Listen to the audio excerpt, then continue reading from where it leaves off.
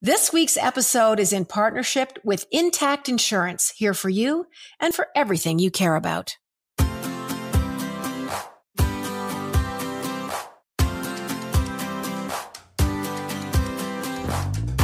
Welcome, everybody, to the third attempt at welcoming you to the Jann Arden podcast.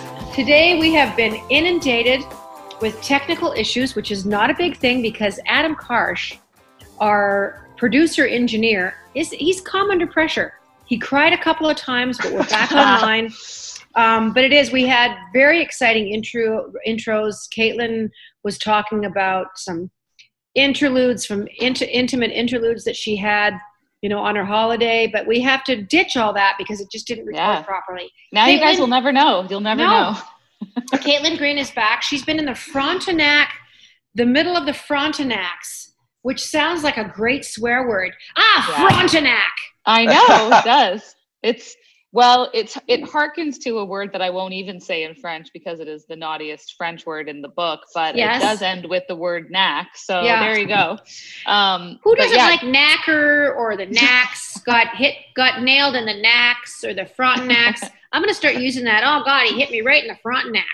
It's funny, even if you don't know what it is. It's just a funny word. Well, your pictures looked amazing. It was beautiful. It's a weird time, but it's a great time to explore your own province and your own country. And we have a bit of a less than complex sometimes here in Canada. We're always so excited when someone gives us acknowledgement, a big public figure, and I think that it means sometimes we haven't spent our money on exploring Canada. I also should add, it's darn expensive to fly in this country because it's so effing big.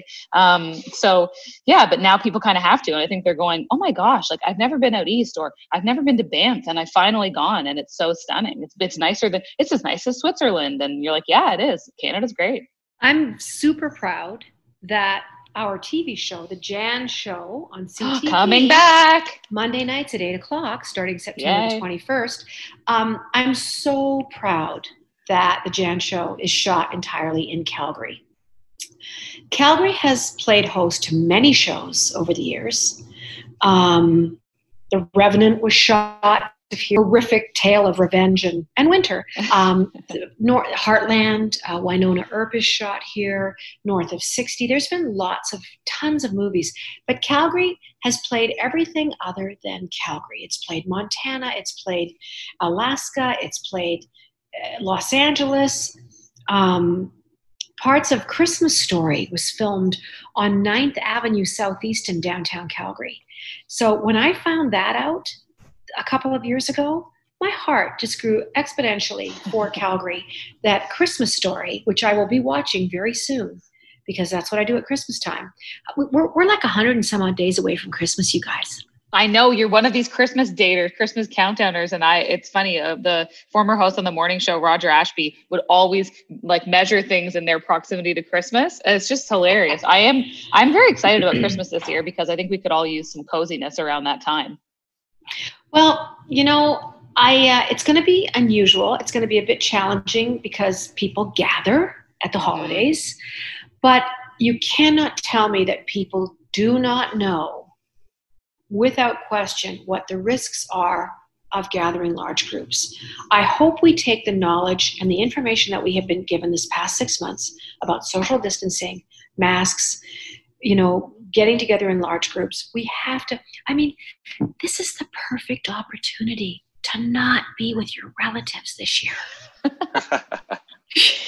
It's true. If you've always wanted to do Chinese food in a movie on Christmas, by God, this is the year to do it. This is the year. I'm sorry, there's COVID. I can't host you this year, but I am sending you a gift card. I love that you're whispering. This is if I whisper, then no one will know it's an excuse. Well, you can't just tell me that you haven't thought about it already. If the in-laws, the outlaws, and I know a lot of people, Adam, you're probably one of those guys that does 2 Christmases or 3 Christmases every year because you've got in-laws and outlaws on each side of the family and different grandparents that the girls need to see. For people like Caitlin and I, because I'm an only child too. Sort of. Yeah. Well, I have 2 brothers, but still that doesn't count. Go ahead. Oh, I was going to say, well, actually, to be honest, I was waiting for this. Caitlin knows.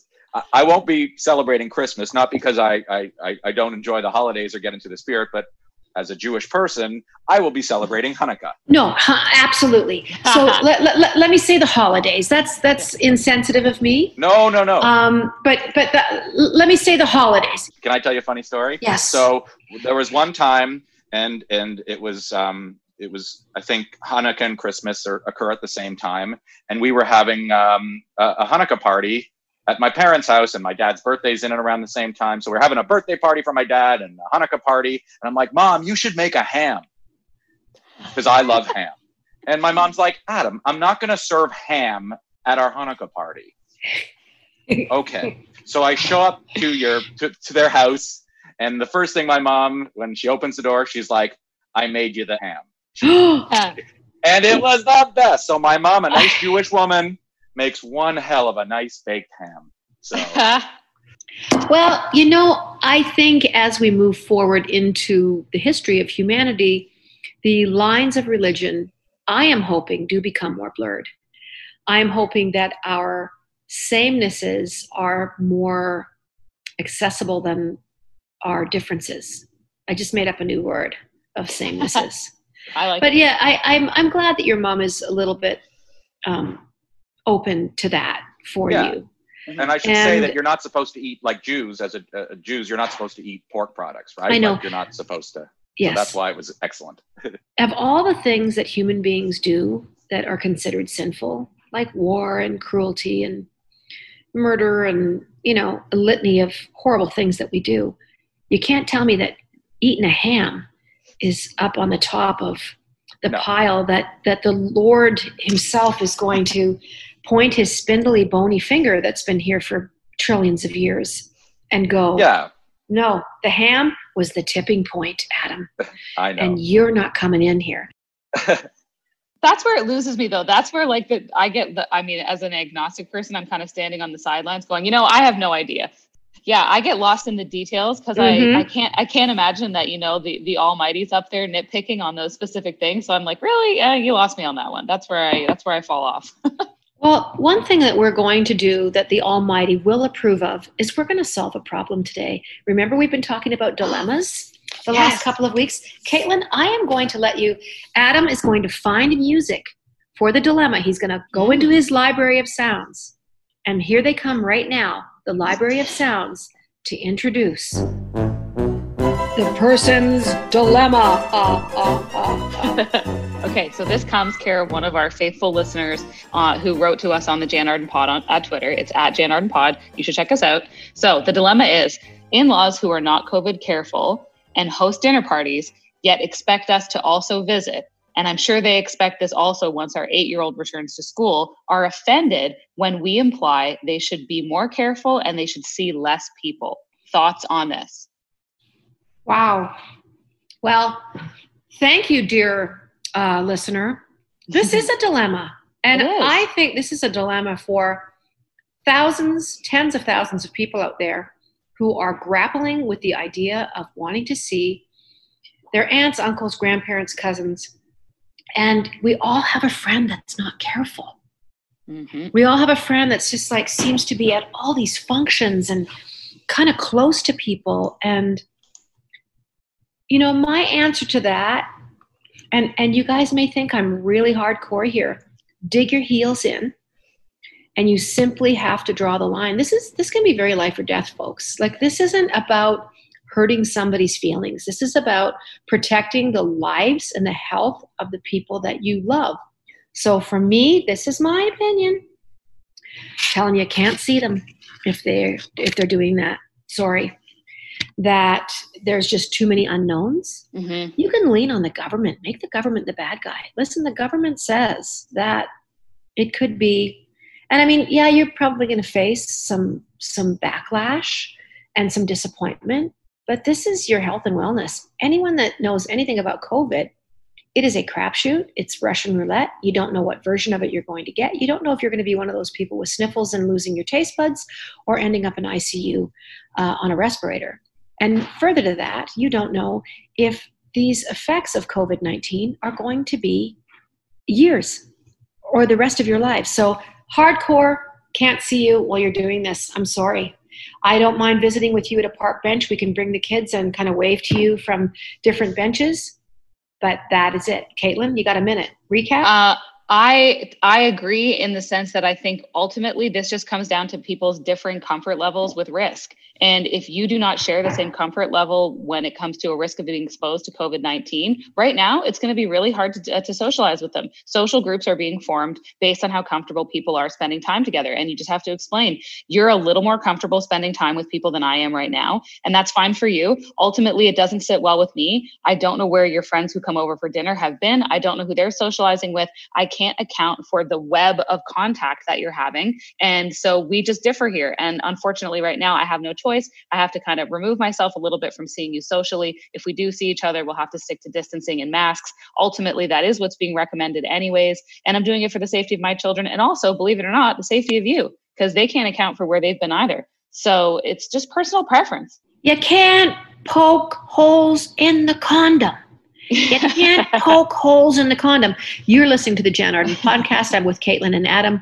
Don't go away. We'll be right back. We have a very special guest with us today. You're probably pulled over to the side of the road because this is riveting stuff. And we have just solved a listener's quandary about spending time with relatives that are loosey-goosey on their bubble. Their bubble is too big. Caitlin and I and Adam all agree you're better to hurt their feelings than to permanently hurt your heart or lungs with a virus that you do not want to contract. We got to be careful, folks. We're still knee deep in the mud. And if people's noses get out of joint, then I don't think they care about you the way you want them to care about you, because I would never question anybody if they're just like, oh yeah, for sure. No, totally. God, I was around people at a barbecue. Stay away from me for a couple of weeks. Absolutely understand. Take responsibility for your actions. Yeah. Moving on. This is a little left to center here, but I want to know what was the very first thing you guys cooked as a kid? Like responsibilities that you were given in the kitchen. Like my little brother, Patrick, like I'm telling you, he was 5 or 6 years old. He made the best chocolate cakes.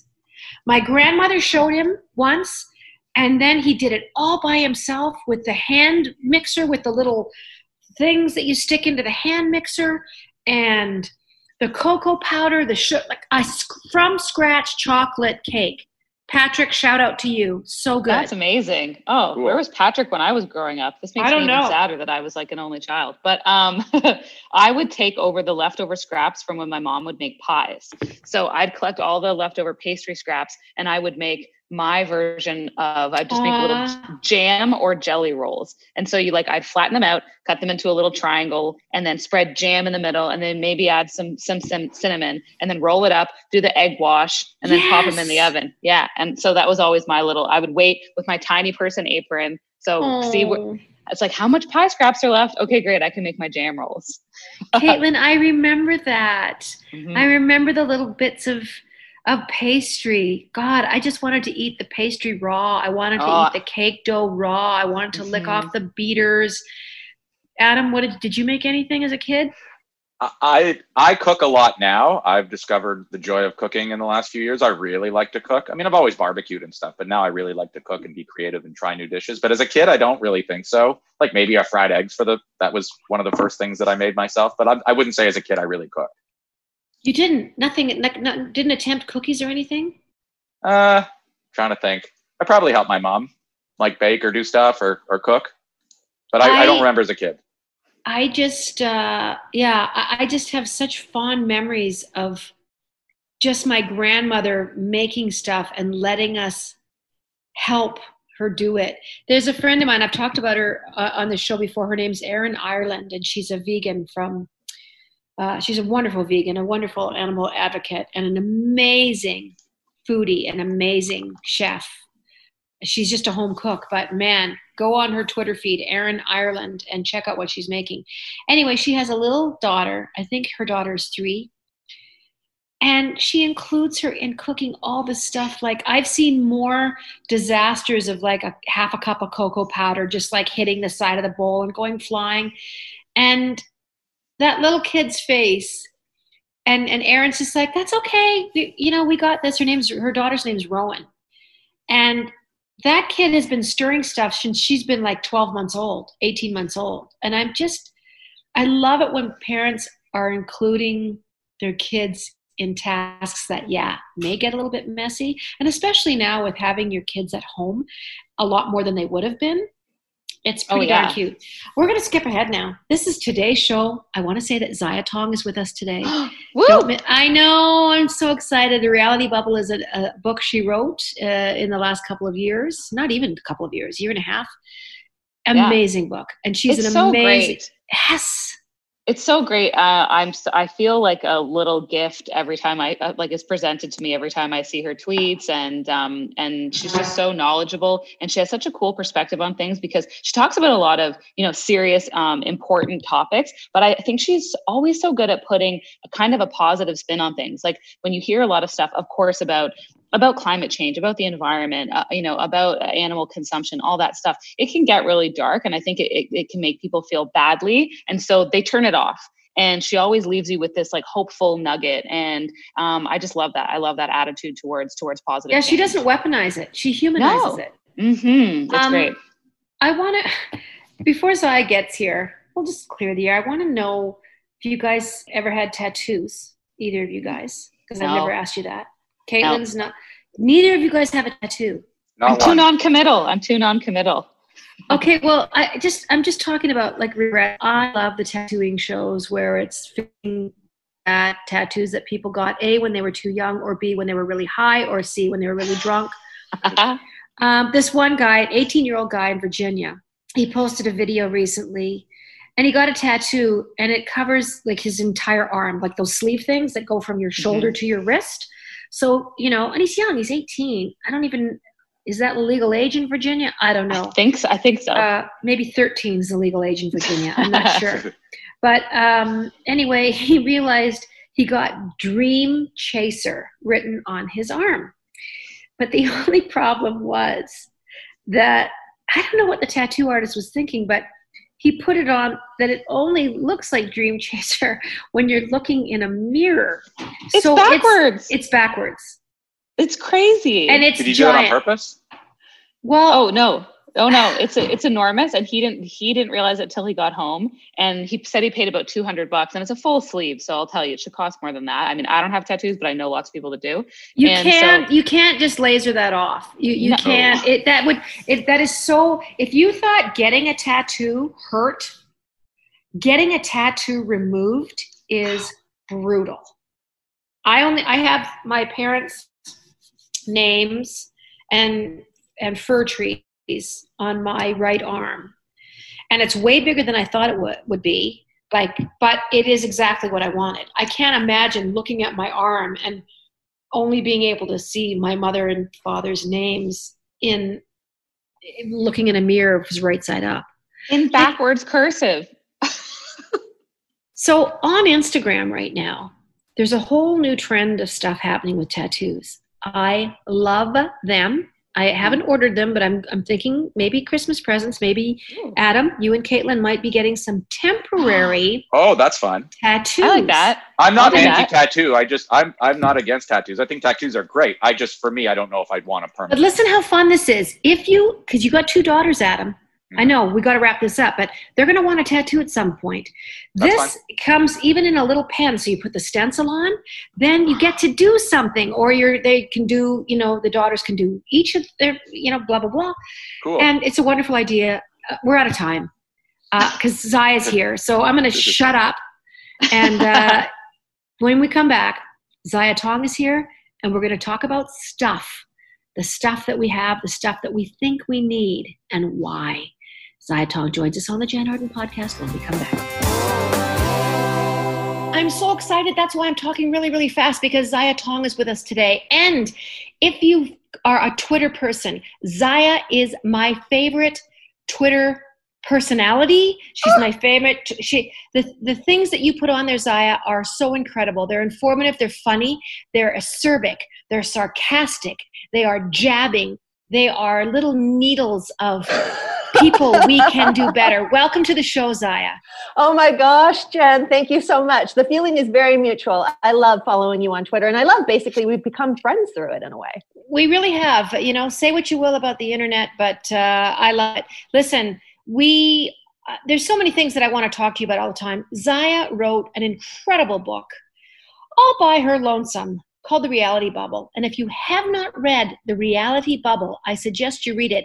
Today, we're going to kind of be focusing on an amazing chapter 10 in the book, that Ziya talks about stuff, our need to, have it, use it, have it around us, collect it, what have you.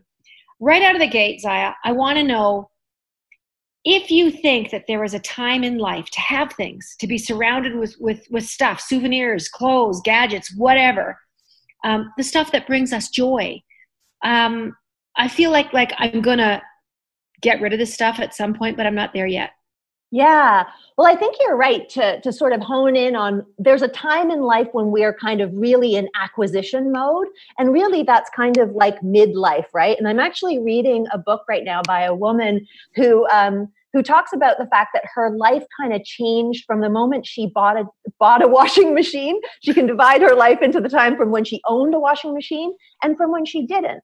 And you have to kind of think of that's what I really find interesting about young people and old people, right? They're both kind of free. They're not kind of like in the rat race on the treadmill of acquiring stuff, replacing stuff, buying stuff.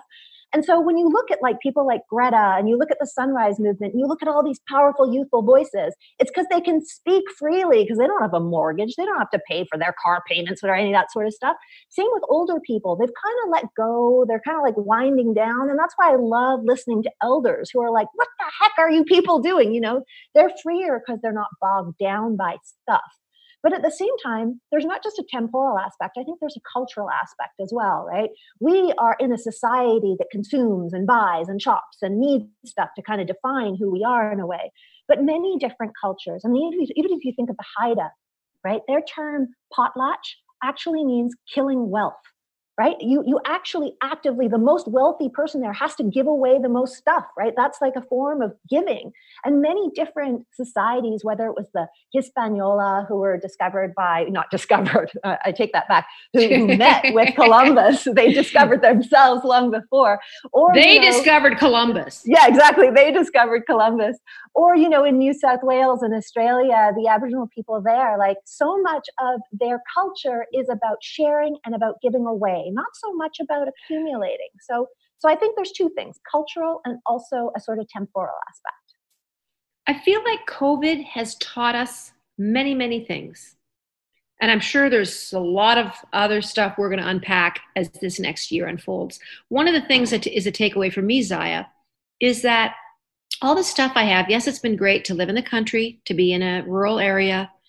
But I'll tell you, I have enjoyed my stuff.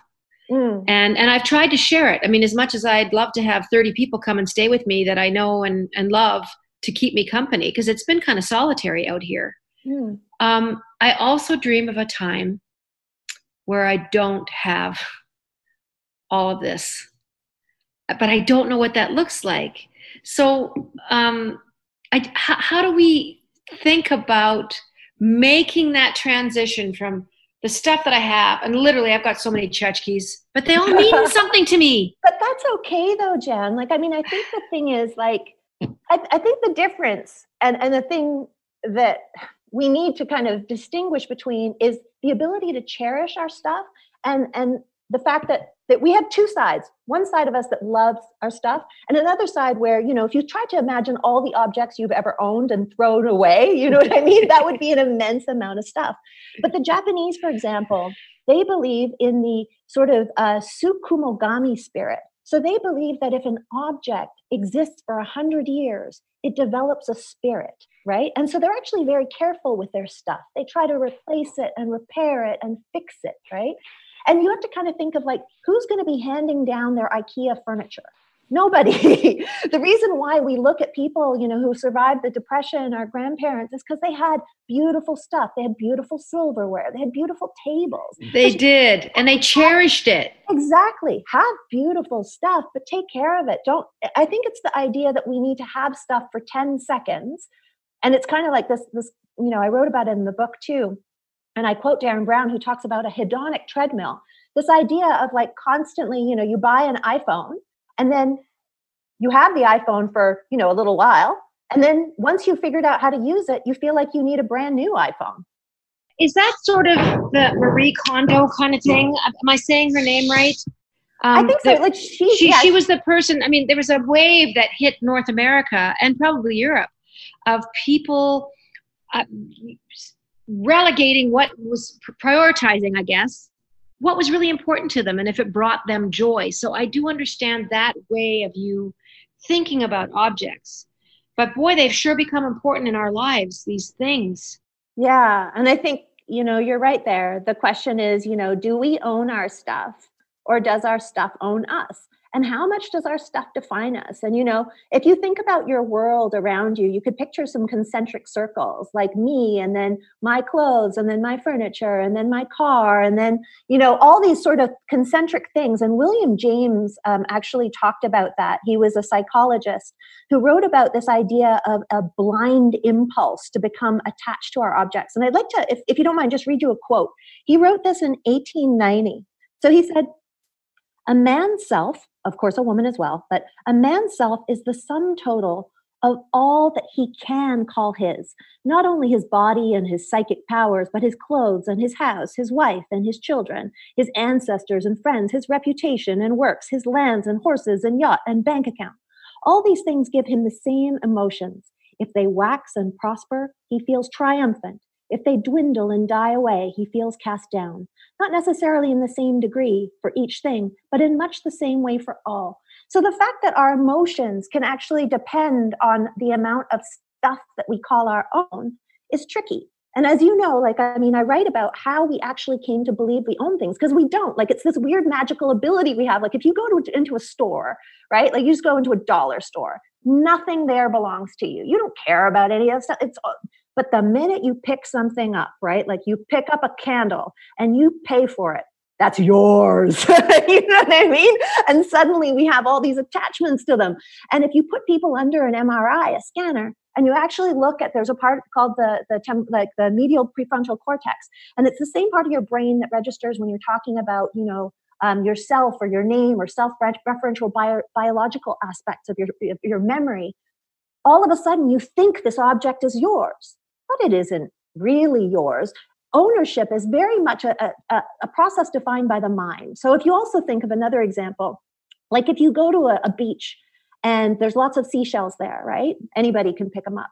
But if then somebody goes and sets up a seashell stand that they went and picked up the seashells, well, now you got to pay that person $5 for that seashell, right? Damn it. So, why didn't I think of that? Jann, you and I can go into a seashell business.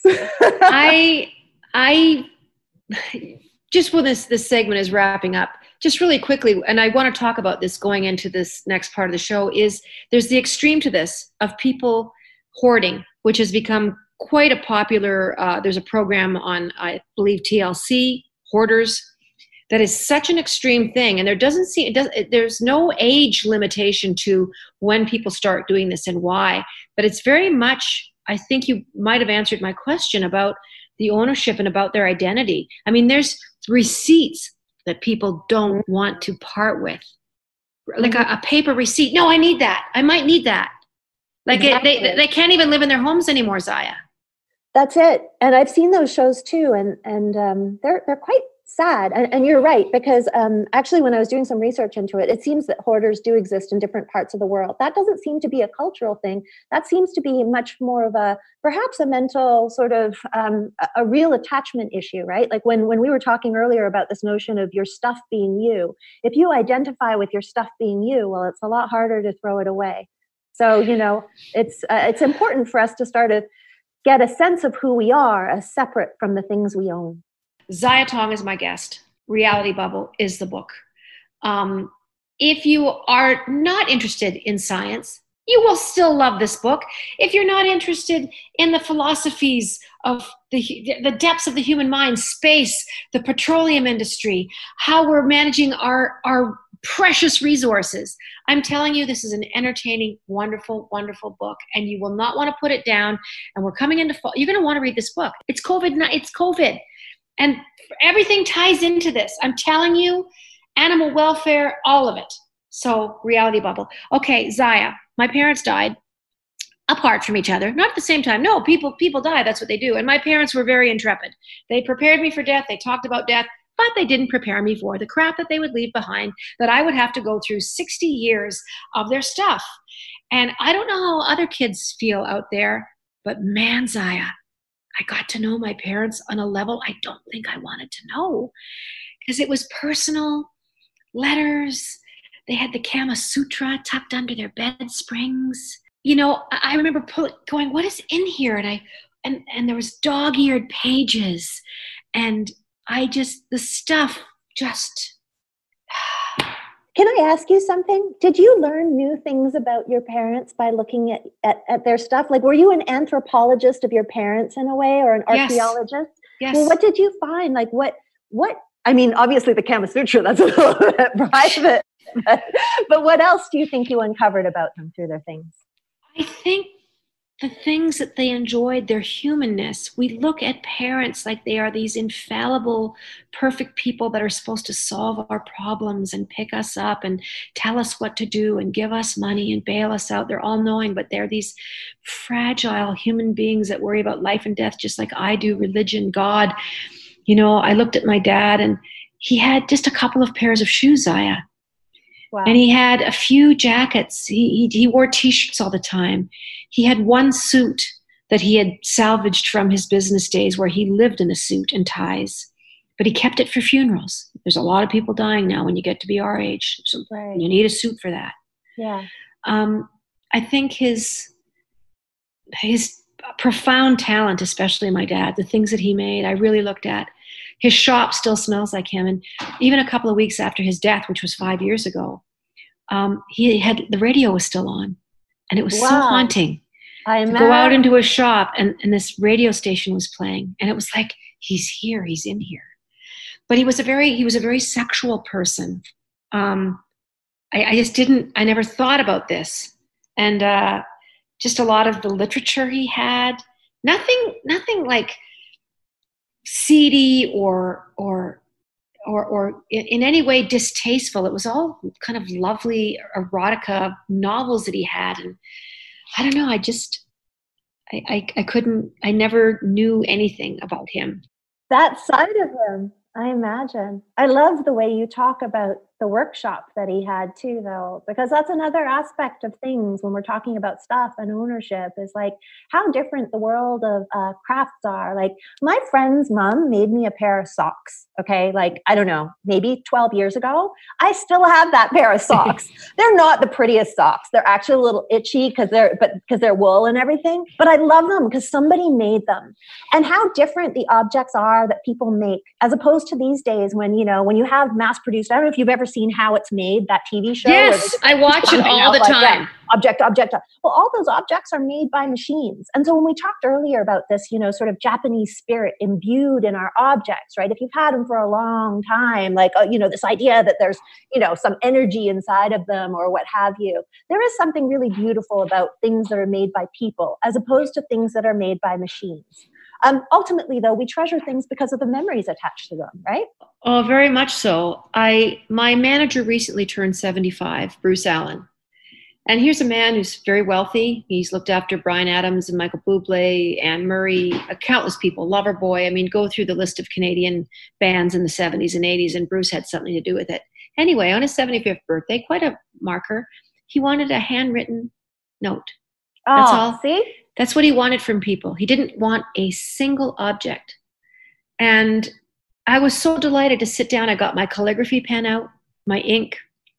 It was such a tactile experience, such a spiritual, soulful experience that when I wrote the words down, I felt like there was love and respect and loyalty in the ink and in the words. And he said he got probably 100 of these cards and written letters. And he said he sat and cried and just ruminated and savored all the letters people had written him.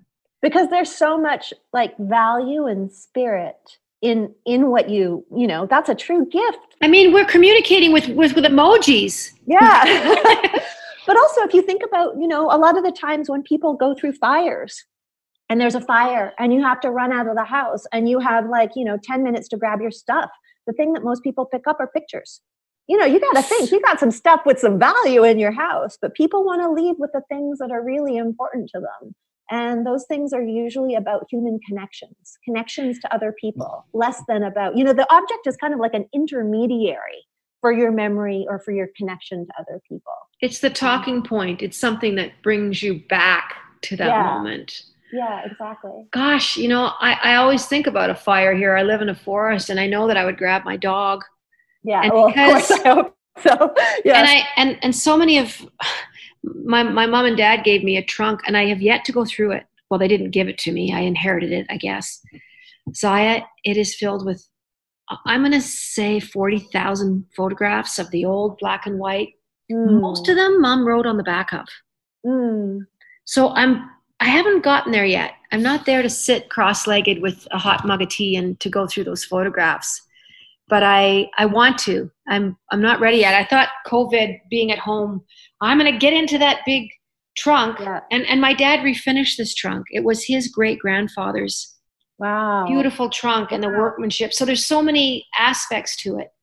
So, but I know that handmade things really are important, and they were important to the pioneers coming up. I have so many pictures, kind of like grapes of wrath, of people coming with their wagons, Ziya, with everything they ever, that they cherished. They would go for 3-month trips with their fine china. Yeah. Packed so carefully that if one thing, they were going to friggin' haul that over mountains, streams. By God, they were going to get that china there. And I appreciate that. Yeah, I mean, that's how we became really the most powerful species on Earth, though, is through our stuff, right? Like way, way, way back when we were hunters and gatherers or what have you. You know, it's those people who first came up with those first spears. And, you know, they'd sharpened up a spear and that spearhead was like darn good. And they were like, I'm going to keep that. And they started keeping more stuff. And then we started becoming more sedentary and we had more stuff and we would trade more stuff. And really now we have so much stuff, whether it's weapons and arms or houses and cars that allow us to speed through. That's what has made us an incredibly powerful species. But when I look at other animals in the animal world, right, I see maybe like an octopus that can carry like an octopus shell. We're a little different because we have a lot of stuff compared, like there's no other animal that like has to, like needs a moving van in order to like move around quite freely. But it also reminds me, you know, when you talk about your dog, you know, there's a whole section in the book really, which is about how we started. I loved it. I loved that section. Oh, about the animals in general and yes, how they are. But there's also another dark side to that, which is that we consider animals property. Yes. Which is a very weird idea. You know what I mean? Like think about it. Every species on Earth, we own the land, we own the water, we own like cows, we own pigs. But imagine like the majesty, the miracle of life. Like if you were to go to another species, like imagine suddenly on Mars, there was an insect discovered, right? Like just some sort of insect-like creature. We wouldn't own that thing. You know what I mean? We might go there and take ownership. Try to. Yeah, try to. But it's this idea that we think we own all life forms that I think has really perverted our place on Earth and is actually core to some of our problems today. And yet there are ways to free ourselves from it, right? I think, you know, in the book I write about, there's an amazing tree, I think it's in Georgia, called the tree that owns itself. Right? And yes. This guy, he loved this tree. And so he bestowed the tree and all the soil to itself. And then the tree actually, you know, came down in a snowstorm one time. And the people, the whole community, basically they took the sapling from the tree. And then now it's called the son of the tree that owns itself. And the tree owns itself. But in New Zealand, there are rivers that have rights now. And like, parts of like the Amazon that have their own rights now. So to be able to have parts of nature have their own rights, to own themselves is actually a really beautiful thing instead of us thinking we own everything, because we don't, as we talked about earlier. It's really a trick of the mind. You wrote something so beautiful to me on Twitter. You may not remember it. I'll never forget it as long as I live. You said, Jann, imagine here we are on this little tiny speck going through the universe. We have no idea what's out there. Right now, we're just alone going through the abyss, and we're we're just here on this planet with all these other living things, and we're killing them all. We don't know of any other life out there on the planet. I mean, it was much more succinct, but it gave me goose flesh, because you talked about, what are we doing?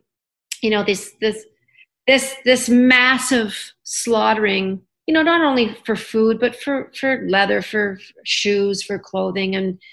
And anyway, I want to thank you for that. But if people could see that, though, yeah, like, I mean, I think that's such a key thing, you know, you're right. No other life, like, as far as like trillions of light years or kilometers away, we're alone. We're here. All the beautiful. Except the animals. Yeah. But 60 to 80 billion, we kill not in total, 60 to 80 billion a year, you know, and that's not counting the trillions of fish. And people go, well, what's the, you know what I mean? We fill the internet with beautiful images of animals and dogs and puppies, and we love animals, but we need to reflect, and we need to look at the bigger picture of what we're doing to our fellow earthlings, you know? And part of that is not thinking that we own them. Because if we think we own them, when you go into the supermarket, you know, those cows and those fish and those pigs, they're worth $3.99 when they go over the supermarket belt. And it's because we're not putting a connection. It's easy to disconnect, right? You're looking at something that's sitting under some cellophane that doesn't look like a living thing anymore. But if you were going by cages with animals in them. Oh, heck yeah. Anyway, I wish we had, we're going to speak again. I hope that you'll consider coming and talking with us again. I learned so much. You are a beautiful spirit. You make the world better. I am so proud to be traveling through this void with people like you, Ziya Tong, on it, enlightening us, teaching us, and writing about things that are important about human life. So thank you for taking time for us. Thank you, kindred spirit. Yeah, The Reality Bubble. Read it, get it. Ziya Tong has been our guest today. Thanks for listening to the Jann Arden podcast. Who do we do?